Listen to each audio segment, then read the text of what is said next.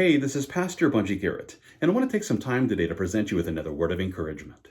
Well, just in case you haven't been paying attention, you might like to know that the adherents of Islam have been creating conflict in many areas of the world. As a matter of fact, there are currently multiple travel alerts for those traveling to the UK, which warn us about the violent protests occurring almost every day there in the United Kingdom. And according to the reports, riots erupted in cities in both England and Northern Ireland over the past week, following a stabbing attack at a Southport dance class, which left 3 girls dead and even more people injured. It's sad to say that there are many places where Muslim gangs are now clashing with anti-migration demonstrators there in the UK as widespread violence and civic disorder impacts that community. We've seen similar situations unfolding in Bangladesh as mobs of Muslims attack Hindu temples, all in order to massacre Hindus who have been accused of being Indian spies. And according to the reports, it was just yesterday when violent insurrectionists, they stormed the capital and forced Prime Minister Sheikh Hasina to flee the country. One article published by Business Today informs us that Islamist mobs are attacking Hindu homes and burning them to the ground. And not only that, but they're also abducting women and raping them in a horrific descent into anarchy. And it's sad to say that Bangladesh has been plunged into chaos as Islamist extremists unleash a wave of terror and violence against the Hindu community. Now, the riots that are currently taking place in both the UK as well as Bangladesh, they're both being instigated by mobs of Muslims who are following in the footsteps of their forefathers. You might not know this, but Muhammad not only engaged in the colonial conquest of other countries, but he also commanded Muslims to immigrate and to wage jihad, all in the name of Allah. Well, that's exactly what the adherents of Islam have been doing since the 7th century. With that, I want to consider how Richard Kasaplar, he summed it all up in this way in an article titled 1,400 Years of Christian Islamic Struggle and Analysis. And in this article, Kasaplar writes this, and I quote, "After Muhammad's death in 632, the new Muslim caliph, Abu Bakr, launched Islam into almost 1,500 years of continual imperialist, colonialist, bloody conquest and subjugation of others through invasion and war, a role Islam continues to this very day." That's exactly right. The adherents of Islam have been engaging in the imperialist colonization of the world through the means of invasion, even immigration, all in the name of jihad. And as we consider the way that Muslims have already conquered Northern Africa as well as Asia Minor, well, you better believe that their conquest and colonization of the world is currently happening in the UK as well as Bangladesh. Now, before you dismiss this as Islamophobic fear-mongering, I want to consider the facts that Richard Kasaplar Jr. presents in this same article. He lists 14 lines of evidence from the 20th century by declaring this, and I quote, "Number 1, Muslim Turkey has expelled approximately 1,500,000 Greeks from its empire in the east and replaced them with Turks.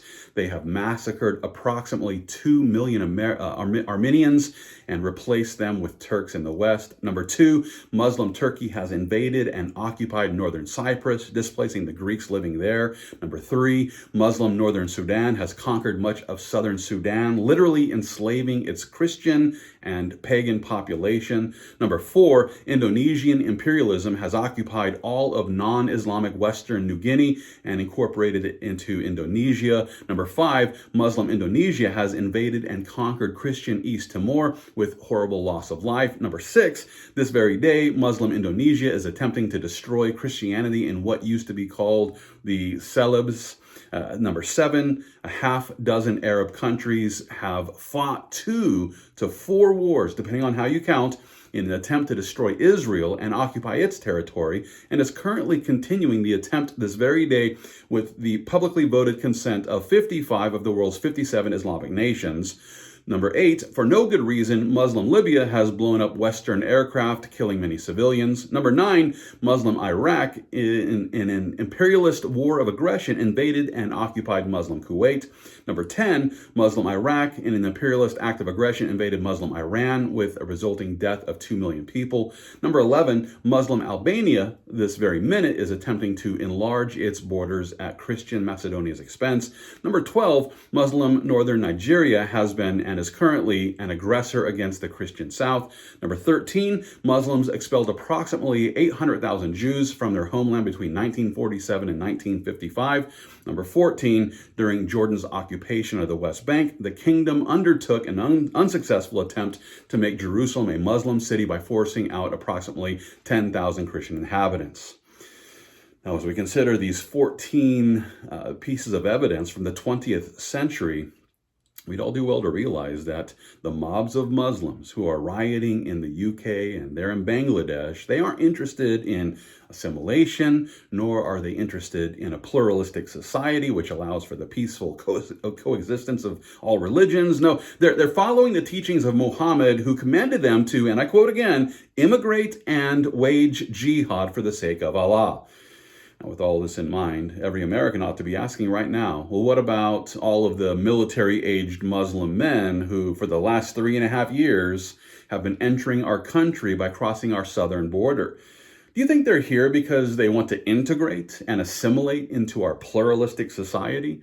If so, then I've got some Enron stocks that I'd love to sell you. But seriously, though, we'd all do well to realize that we are currently watching a religious shift happening here in America. And I'm not just referring to, all of the college campus activists who are calling for the genocide of the Jews. No, well, we're watching churches actually being turned into mosques as Christianity is slowly being replaced by Islam. I want to consider how Amy Meck explains it in her article titled Cross to Crescent, the Quiet Islamic Conquest of American Churches and Christians.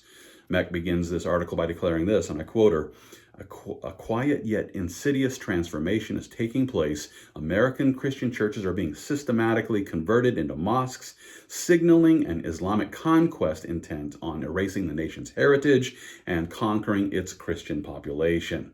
She goes on to present a list of 12 churches in different areas of our country where a church has been purchased and then converted into a mosque.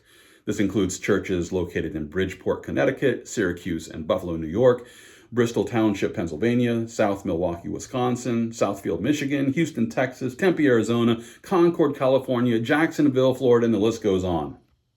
Now, one reason for this growing trend is due to the fact that the percentage of Americans identifying as Christian, it's continually dropped here in our country for many, many years. And the proof of this point is found in a 2019 Pew Research Center report. This report helps us to see that the percentage of Americans identifying as Christian dropped from 77% in 2009 to 65% in 2019. And I have no doubt that this trend has continued over the past 5 years. At the same time, there is a study from the Institute for Social Policy and Understanding, and this study helps us to see that the number of mosques here in the U.S. has continued to increase by 31% from 2010 to 2020. And what this means then is that the Christian church is not only shrinking here in the U.S., but the adherents of Islam are increasing. And you better believe that a Muslim majority America will soon become subject to Sharia law.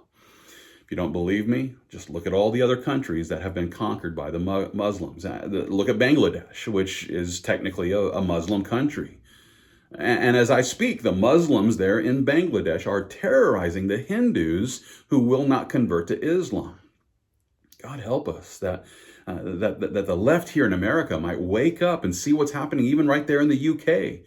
That we might wake up and realize that this is all according to Muhammad's plan to immigrate and then wage jihad against the infidels in the places where they immigrate.